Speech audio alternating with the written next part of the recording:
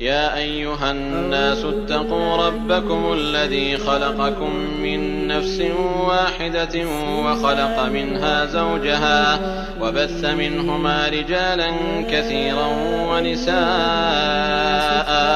واتقوا الله الذي تساءلون به والأرحام إن الله كان عليكم رقيبا وآتوا اليتامى أموالهم ولا تتبدلوا الخبيث بالطيب ولا تأكلوا أموالهم إلى أموالكم إنه كان حوبا كبيرا وإن خفتم ألا تقسطوا في اليتامى فانكحوا